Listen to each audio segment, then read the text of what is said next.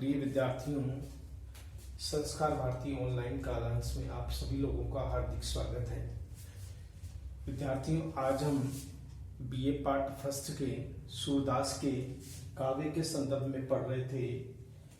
हमने इसके भाव पक्ष के बारे में पढ़ा कि किस तरह से कवि सूरदास ने अपने भाव पक्ष को बड़े आकर्षक शब्दों में हमारे सामने रखा है। तो आज हमारा जो अगला जो पक्ष है, यानी हमारा क्वेश्चन चल रहा था सूर के काव्य सौंदर्य की विशेषताएं, और सूर के काव्य की सौंदर्य की विशेषताएं निम्न रूप से हम दो भागों में विभाजित करके उसे बांट सकते हैं। एक तो होता है भाव पक्ष और दूसरा है कला पक्ष। हमने भाव पक्ष का विस्तार से वर्णन किया, पढ़ा।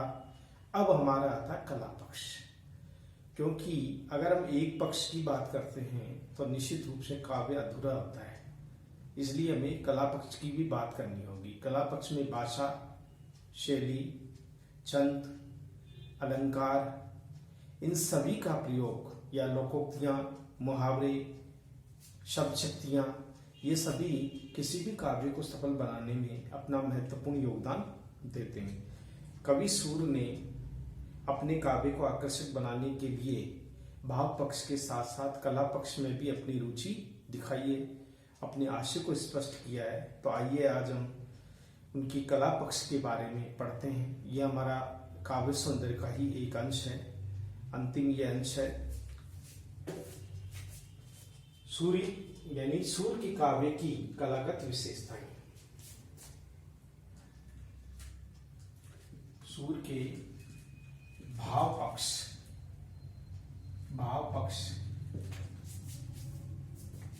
सूर के भाव पक्ष ने जितनी सफलता प्राप्त की है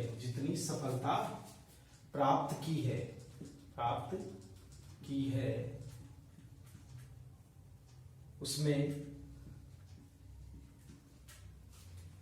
कला पक्ष का विशेष योगदान रहा है। विशेष योगदान कहा जा सकता है। भाव पक्ष की सफलता में जो सबसे बड़ा योगदान है वो कला पक्ष का विशेष योगदान कहा जा सकता है। कला पक्ष की दृष्टि से कला पक्ष की दृष्टि से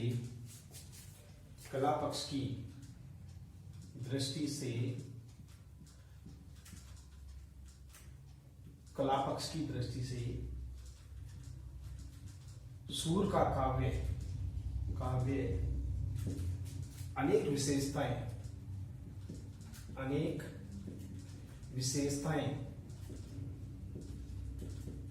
अनेक विशेषताएं लिए हुए हैं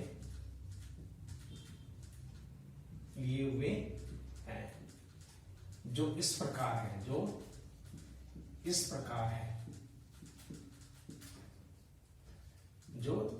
है। यानी कला पक्ष की दृष्टि से सूर का काव्य अनेक विशेषताएं लिए हुए हैं जो इस प्रकार है। तो हमारा जो पहला पॉइंट आएगा, पहला मुद्दा आएगा, वो है सूर की भाषा। नंबर 1 कला पक्ष का है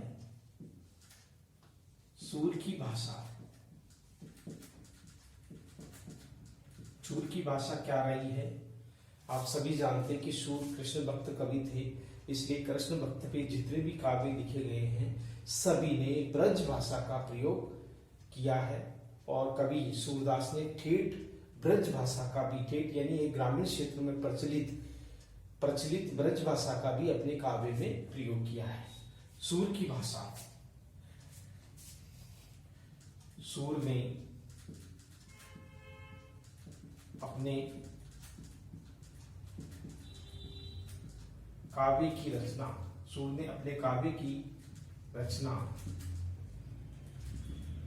ब्रज भाषा में सूर ने अपने काव्य की रचना ब्रज भाषा में की है। ब्रज भाषा में की है। हाँ, ये भाषा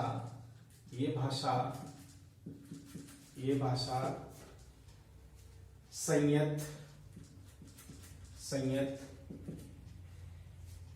सुव्यवस्थित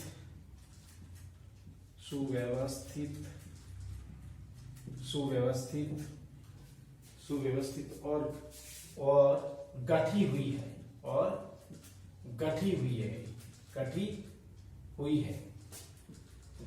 है, यानी बिखराव नहीं है उसमें, गठी हुई है। सूर ने अपने काव्य की रचना ब्रज भाषा में की है। ये भाषा संयत, सुव्यवस्थित और गठी हुई है। भाषा काव्य के अनुरूप है। भाषा काव्य के अनुरूप है। भाषा में सहज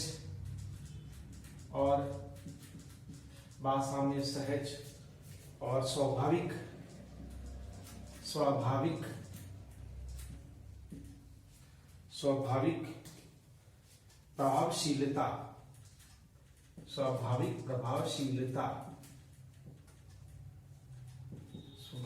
प्रभावशीलता काव्य में देखी जा सकती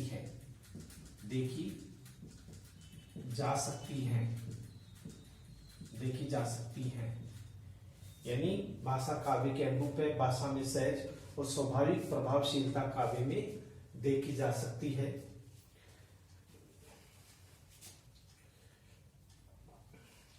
सूर ने भाषा को नया रूप देने के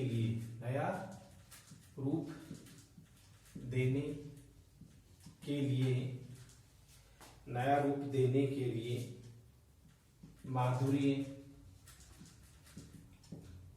ओज,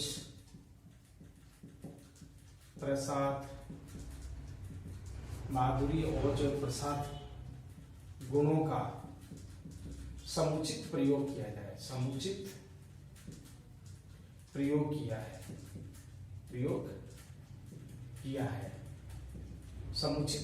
किया है। और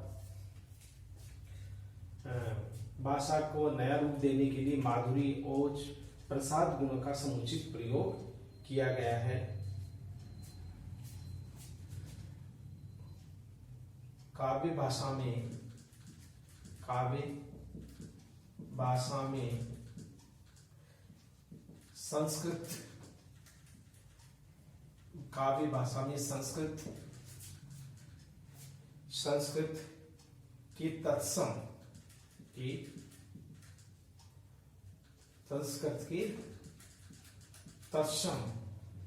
संस्कृत के तत्सम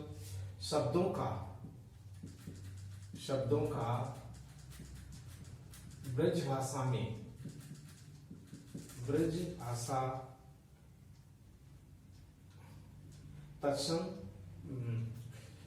संस्कृत के तत्सम शब्दों का ब्रज भाषा में प्रयोग देखा जा सकता है।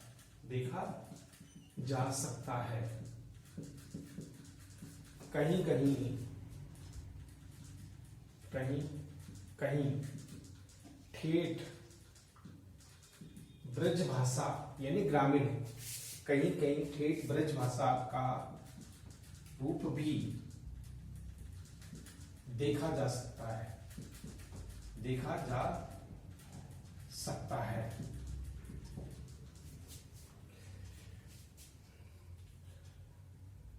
सूर ने ब्रज भाषा के अतिरिक्त ब्रज भाषा के अतिरिक्त अन्य भाषाओं के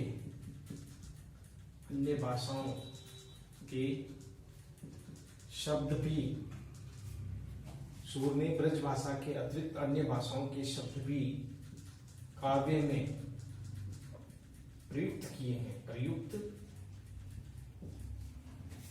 भाषाओं के शब्द भी प्रयुक्त किए हैं, जिसमें जो भाषा है, जैसे अपभ्रंश, जिसमें अपभ्रंश का मतलब होता है भाषा का बिगड़ा हुआ अपभ्रंश। इसके अलावा फारसी, पंजाबी, फारसी, अपभ्रंश, फारसी,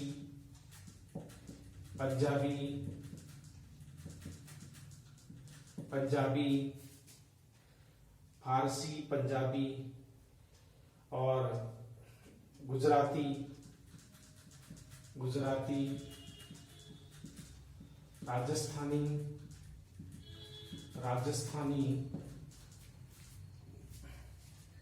आदि भाषा के शब्द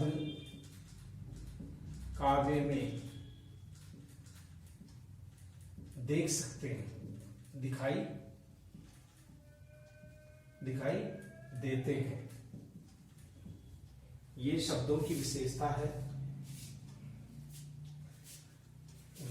भाषा दिखाई देती है। भाषा सरल, स्वाभाविक एवं उद्देश्यपूर्ण है। यानी ये सभी विशेषताएं हम भाषा के रूप में देख सकते हैं कि उन्होंने भाषा के रूप में किस तरह से उन्होंने इन विशेषताओं को हमारे सामने रखा है। यानी सूर ने अपने काव्य की रचना ब्रज भाषा में की है। यह भाषा संयत, सुव्यवस्थित और गठी हुई है। भाषा काव्य के अनुरूप है। भाषा में सहज और स्वाभाविक प्रभावशीलता काव्य में देखी जा सकती है। सूर ने भाषा का नया रूप दे सूर ने भाषा को नया रूप देने के लिए माधुर्य, ओज और प्रसाद गुणों का समुचित प्रयोग किया है। काव्य की भाषा में संस्कृत के तत्सम शब्दों ब्रज भाषा में प्रयोग देखा जा सकता है। कहीं कहीं ठेठ ब्रज का रूप भी देखा जा सकता है। सूर ने ब्रज भाषा के अतिरिक्त अन्य भाषाओं के शब्द भी काव्य में प्रयुक्त किए हैं, जिसमें अपभ्रंश, फारसी, पंजाबी, गुजराती, राजस्थानी आदि भाषाओं के शब्द काव्य में दिखाई देते हैं। भाषा सरल, स्वाभाविक और उद्देश्यपूर्ण है। सूर की भाषा में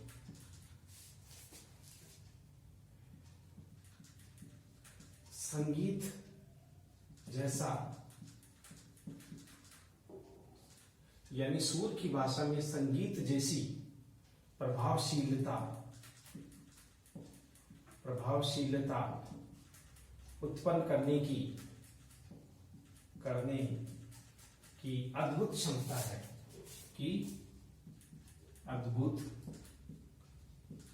है।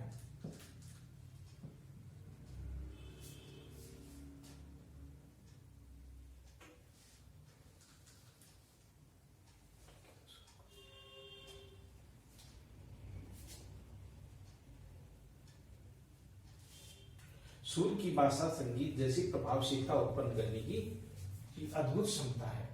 इस प्रकार भाषा की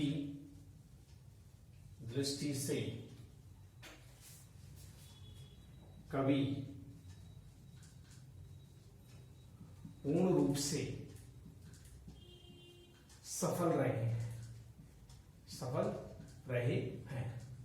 ये हम कह सकते हैं भाषा के रूप में कि इस ब्रज भाषा की किस तरह से उन्होंने अपनी भाषा का प्रयोग काव्य में किया है। अब हम दूसरा जो पॉइंट लेते हैं वो है सूर के लिए वह अलंकार योजना। दूसरा है अलंकार योजना। अलंकार योजना, अलंकार योजना।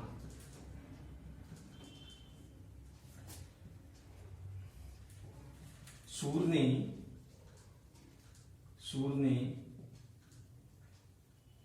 ने काव्य को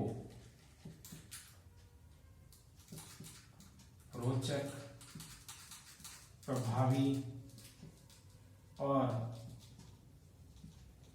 सूर ने काव्य को रोचक, प्रभावी और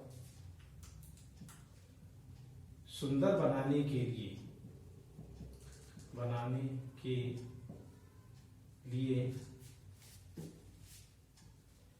अलंकारों का सहज प्रयोग किया है। सहज प्रयोग, जबरदस्ती नहीं किए हैं, सहज ही आए अपने आप ही। सूर ने काव्य को रोचक, प्रभावी और सुंदर बनाने के लिए अलंकारों का सहज प्रयोग किया है। यानी अलंकार यहां अपने आप में आ गए हैं। रोचक बनाने के लिए, सुंदर बनाने के लिए अलंकारों का सहज प्रयोग किया है। सूर ने अपने काव्य को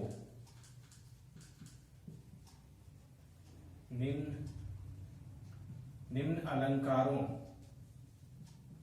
की सहायता से, सूर ने अपने काव्य को निम्न अलंकारों की सहायता से प्रभावी बनाया है।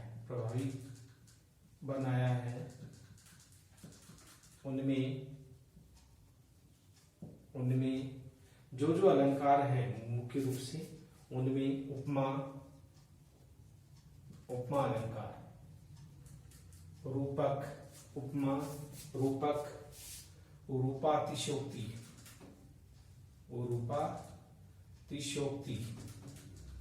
रूपातिशोक्ति, अनुप्रास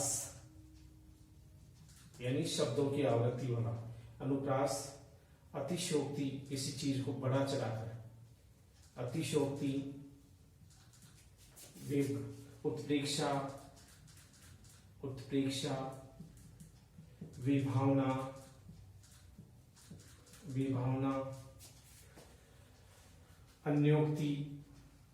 अन्योक्ति, ये अलंकार का नाम है। अन्योक्ति,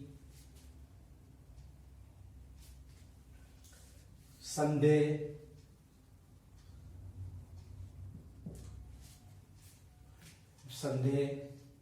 यमक, श्लेष आदि अलंकारों का प्रयोग देख सकते हैं। ये अलंकारों की विशेषता है कि काव्य में सूर ने किस तरह से अलंकारों को सामने रखा है। सूर ने काव्य को रोचक, प्रभावी, सुंदर बनाने के लिए अलंकारों का सहज प्रयोग किया है। सूर ने अपने काव्य को निम्न अलंकारों की सहायता से प्रभावी बनाया है, जिसमें उपमा, रूपक, रूपातिशोक्ति, अनुप्रास, अतिशोक्ति, उत्प्रेक्षा, विभावना, अन्योक्ति, संदेह, यमक, श्लेष आदि अलंकारों का प्रयोग देख सकते हैं। ये सभी प्रयोग उनके काव्य में हुए हैं।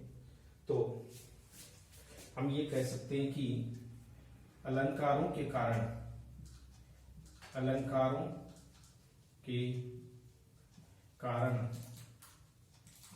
काव्य में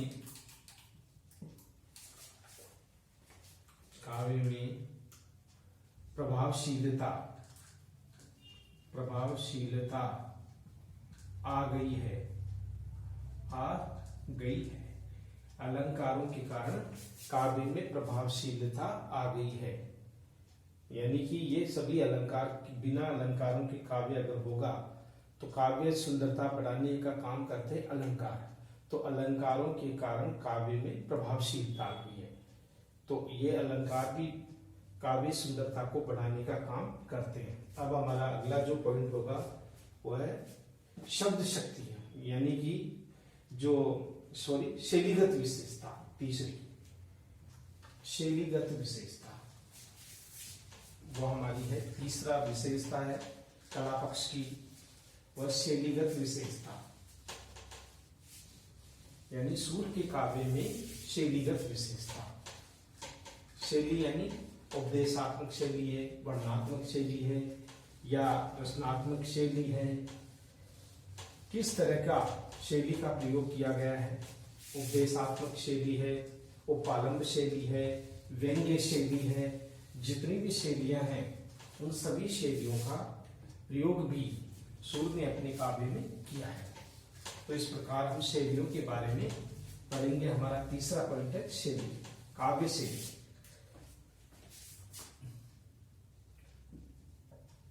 काव्य में शैली, शैली, काव्य में शैली, मूल रूप से जो शैली रही है, सूर ने अपने काव्य में, सूर ने अपने काव्य में विभिन्न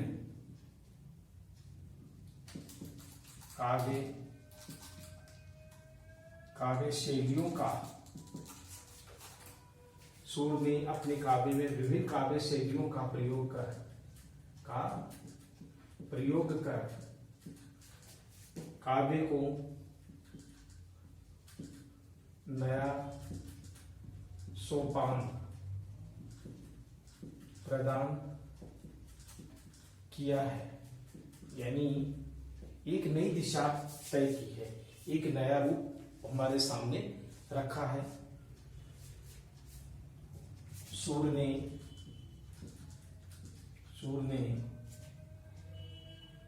काव्य शैली को प्रभावी ढंग से प्रस्तुत किया है,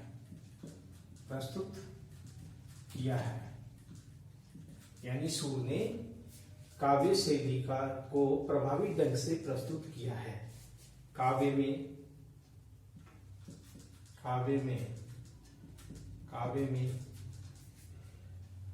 व्यंग्यात्मक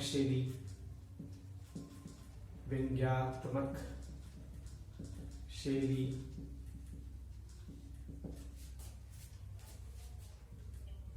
उद्धव व गोपियों के मध्य देखी जा सकती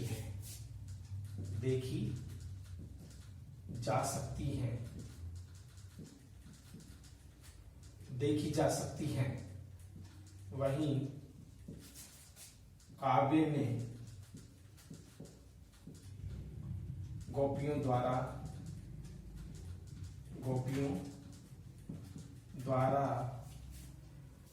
उद्धव एवं श्री कृष्ण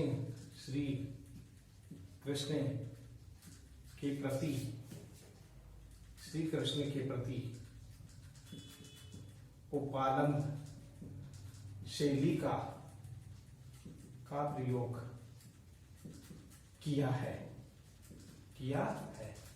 यानी उपालंब का मतलब क्या होता है? किसी को दोष देना या उसकी कमी बताना।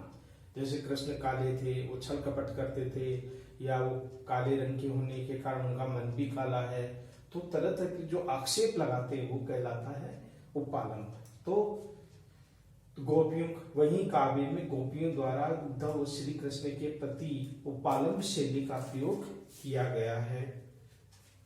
उपालंब शैली का प्रयोग किया गया है। कहीं कहीं दृष्टिकूट शैली का प्रयोग भी देखा जा सकता है। दृष्टिकूट का मतलब क्या होता है कि ऐसे शब्द जो रहस्यमयी हो, जो एक से अधिक अर्थ देते हो, अनेक अर्थ आज से स्पष्ट करते हों वो कहलाते दृष्टिकूट। दृष्टि का मतलब होता है नजरकूट, यानी छिपे हुए, अर्थात नजरों से छिपे हुए, जिनका भावार्थ जो है वो विस्तार से होता है, तो वो कहलाता है दृष्टिकूट शब्द। जैसे कि उनकी जो सूर की एक रचना है सुर सरावली, वह दृष्टिकूट से युक्त है। सुर सरावली नहीं, सुर सरावली जो है दृष्टिकूट युक्त रचना है, जिसमें बहुत एक ही शब्द के एक से अधिक अर्थ है। वो दृष्टिकूट शब्द का प्रयोग देखा जा सकता है। वो भी दृष्टिकूट भी एक शैली है। गीति शैली का प्रयोग भी काव्य में है। इसके अलावा भावनात्मक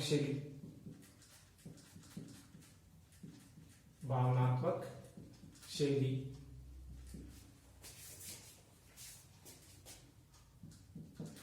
गोपियों की विरह वेदना में इस शैली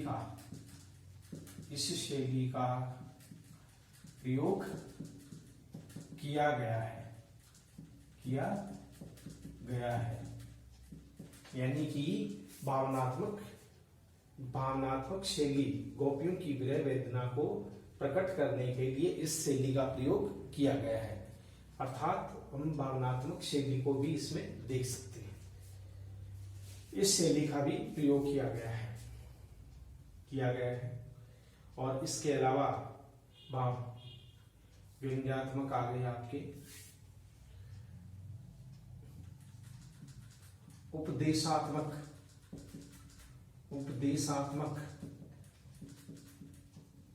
शैली का प्रयोग भी किया गया है। उपदेशात्मक शैली का रूप भी देख सकते हैं।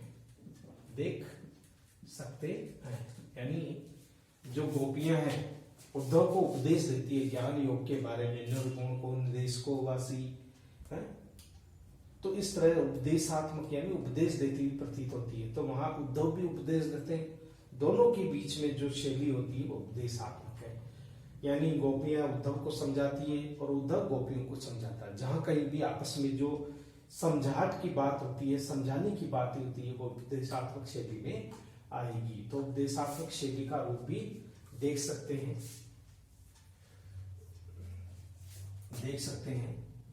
इस प्रकार सूर के काव्य में विभिन्न काव्य शैली का स्वरूप स्पष्ट रूप से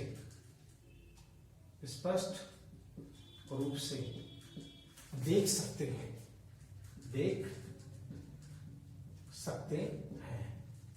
यह है काव्य की शैली की विशेषता है। यह हमने शैली के बारे में कहा है। अब हमारा आता है, ये तीसरा था शैलीगत विशेषताएं। अब हमारा चौथा आता है काव्य की, वो आती शब्द शक्तियां।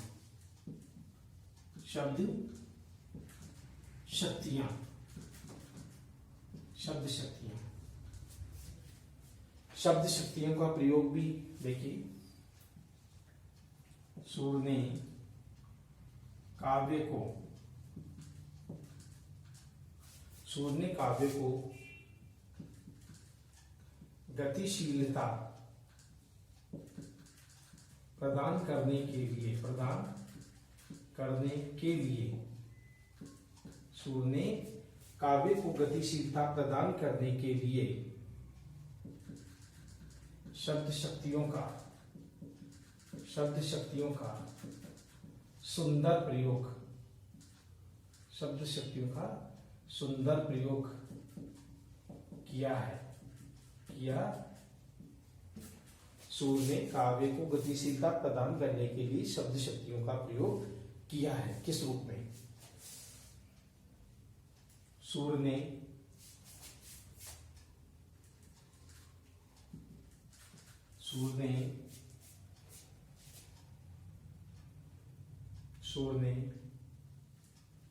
अभिधा, लक्षणा, व्यंजना तीनों शब्द शक्तियों का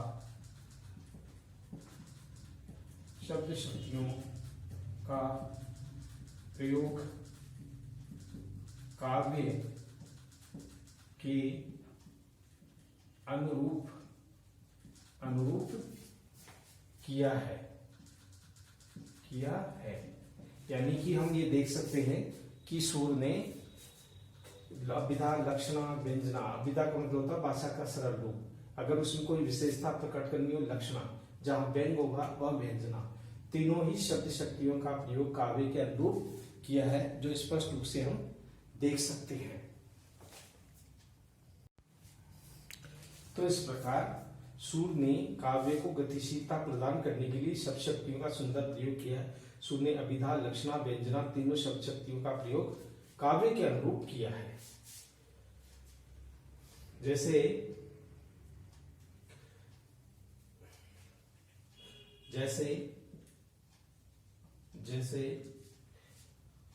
गोपियों ने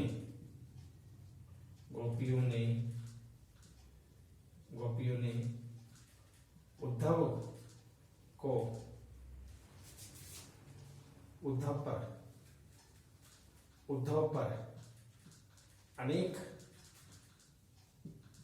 कटाक्ष किए हैं।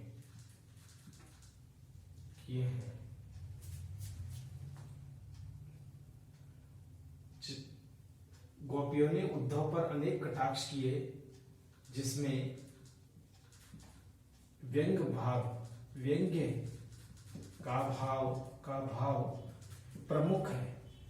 व्यंग्य का भाव प्रमुख है। जैसे उदाहरण के लिए हम ये कह सकते हैं, निर्गुण कौन देश को वासी, निर्गुण कौन देश को वासी। इस तरह से निर्गुण कौन देश को वासी, तो यहाँ भी निर्गुण किस देश का रहने वाला है, तो यहाँ क्या हो गया, लक्षणा हो गई ना। निर्गुण कोई रहता थोड़ी है, कोई व्यक्ति थोड़ी है जो निवास करेगा, इसलिए वहां अभिधा यानी लक्षणा शब्द शक्ति का प्रयोग हुआ है। इसी प्रकार से व्यंग्य का व्यंग्य भाव में हम ये कह सकते हैं, गोपियां कहती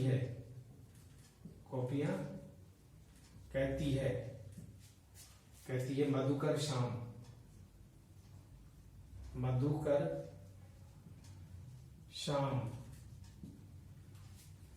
हमारे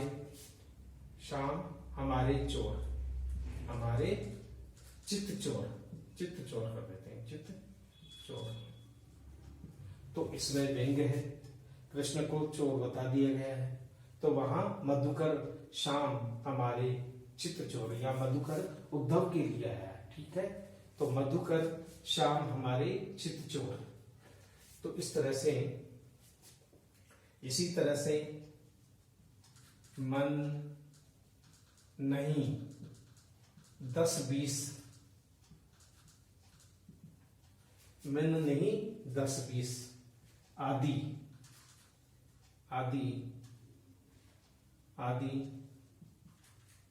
शब्द शक्तियों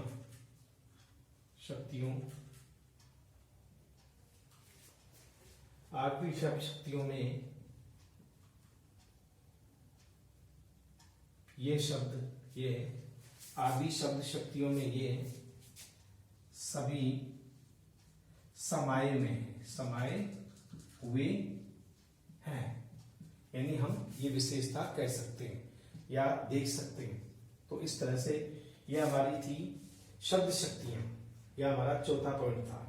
अब हमारा पांचवा पॉइंट आएगा जो यानी कि काव्य में लोकोक्ति और मुहावरों का प्रयोग। किसी भी काव्य को रोचकता प्रदान करने में लोकोक्ति और मुहावरे का योगदान विशेष रूप से रहता है। पांचवा पॉइंट हमारा पांचवा पॉइंट है लोकोक्ति और मुहावरों का प्रयोग।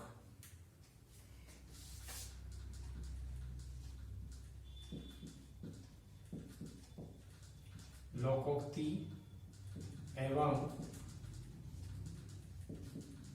मुहावरों का प्रयोग,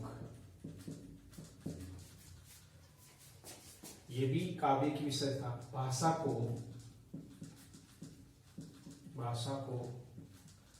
नवीन रूप प्रदान करने में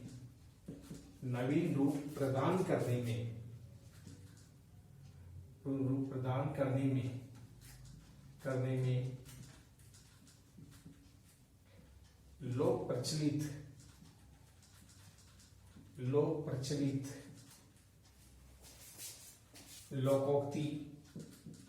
लोकोक्तियों एवं मुहावरों का सहज प्रयोग काव्य भाषा में देखा जा सकता है।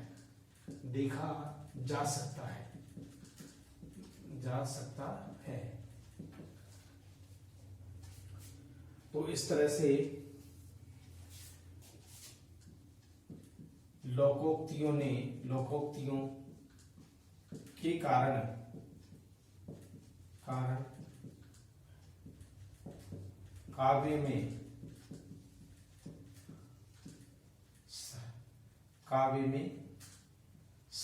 काव्य में सरसता आ गई है।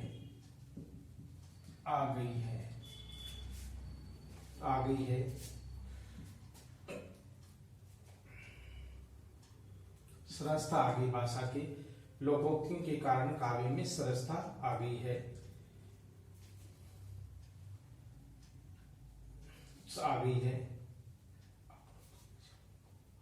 जैसे गोपियां एक कथन कहती है।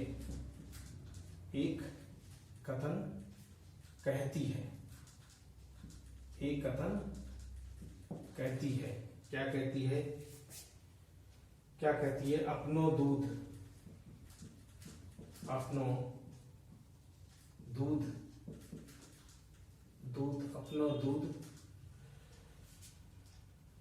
छाड़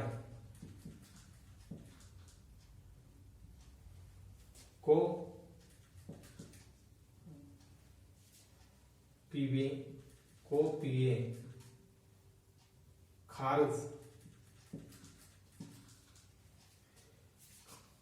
खारकूप को पानी।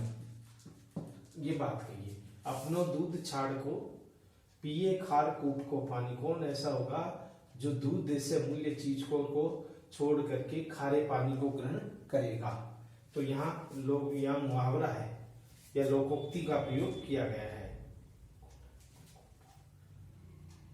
दूसरा है जैसे कौन रंग को भूप यानी वह भाई तुम किस धरती के राजा हो या रंग हो, है ना, ये बात भी इसमें कही गई है। इसी तरह से इसी प्रकार से एक बात की 20 बनाई,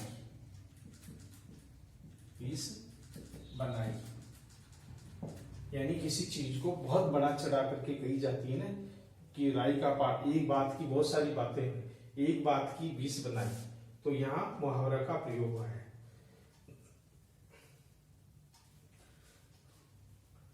इसी तरह से काकी भूख गई, काकी भूख गई, गई बयार भख, बयार भख आदि शब्द जो है ये मुहावरे एवं लोकोक्तियों का रूप है। ये लोकोक्तियों और मुहावरों का रूप है। तो इस तरह से भाषा को प्रभावी बनाने के लिए ये बातें कही गई है। अब हम लेते हैं निष्कर्ष। निष्कर्ष के रूप में हम लेते हैं, अब आता है निष्कर्ष। निष्कर्ष सूर ने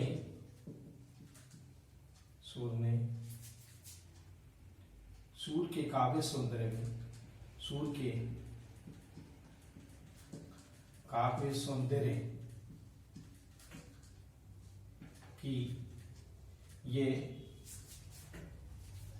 संपूर्ण विशेषताएं, की संपूर्ण विशेषताएं काव्य में देखी जा सकती है, देखी जा सकती है।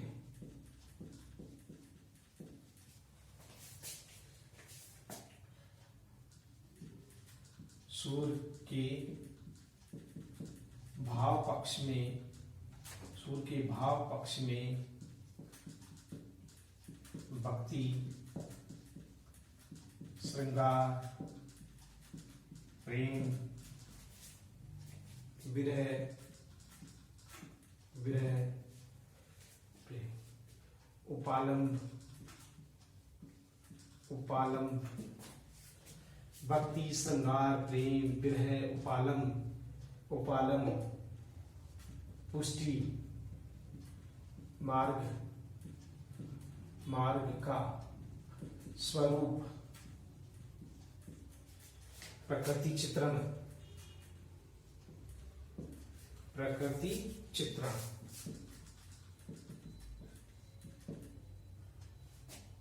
आदि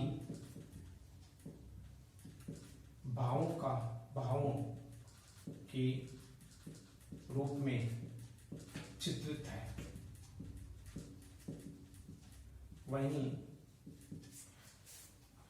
कला पक्ष में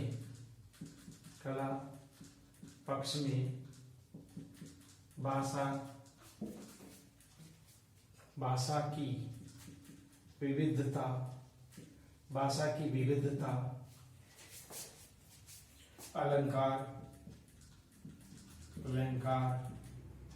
अलंकार, शैलीगत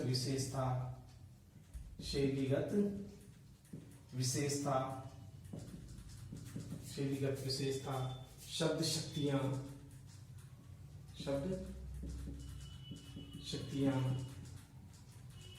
मुहावरे,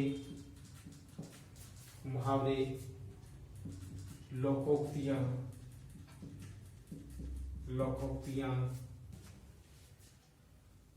मुहावरे, लोकोक्तियां आदि कला रूप में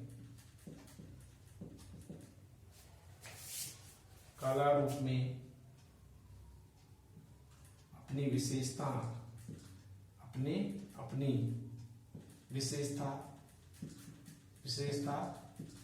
प्रकट कर रहा है। तो इस प्रकार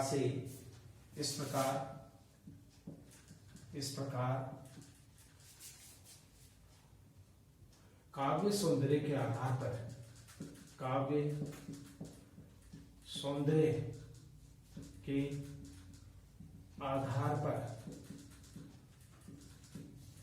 कृष्ण भक्त कवि सूर इस प्रकार काव्य सौंदर्य के आधार पर कृष्ण भक्त कवि सूर को एक सफल कवि कहा जा सकता है तो इस तरह से यह हमारा जो था ये संपूर्ण काव्य सौंदर्य को दर्शाने वाली विशेषताएं हैं जो हमने इस काव्य में प्रयुक्त की है। उनको इस रूप में हम देख सकते हैं कि इस काव्य सौंदर्य में जो भाव पक्ष है उसमें हमने देखा भक्ति का रूप किस तरह से था, पुष्टि मार्गीय भक्ति थी, श्रृंगार का रूप देखा, संयोग श्रृंगार और वियोग श्रृंगार, विरह वेदना का स्वरूप देखा, उपालंब का रूप देखा, पुष्टि मार्ग की भक्ति का रूप देखा, प्रकृति का चित्रण देखा। ये सभी भाव पक्ष के अंश है। वहीं कला पक्ष में की विविधता में आपकी भाषा शैली, अलंकार, शैलीगत विशेषता, शब्द शक्तियां, मुहावरे, लोकोक्तियां, ये सभी कला पक्ष के रूप की विशेषता को प्रकट करते। इस प्रकार काव्य सौंदर्य के आधार पर कृष्ण भक्त कवि सूर को एक सफल कवि कहा जा सकता है। तो ये हमारा जो क्वेश्चन था, यानी कि सूर के भाव पक्ष और कला यानी काव्य सौंदर्य की विशेषताओं को प्रकट कीजिए। तो ये संपूर्ण काव्य सौंदर्य के हमने पढ़ा। तो इस तरह से ये जो हमारा प्रश्न था यही पूर्ण होता है। आगामी कालांश में फिर मिलते हैं। तब तक के लिए थैंक यू वेरी मच।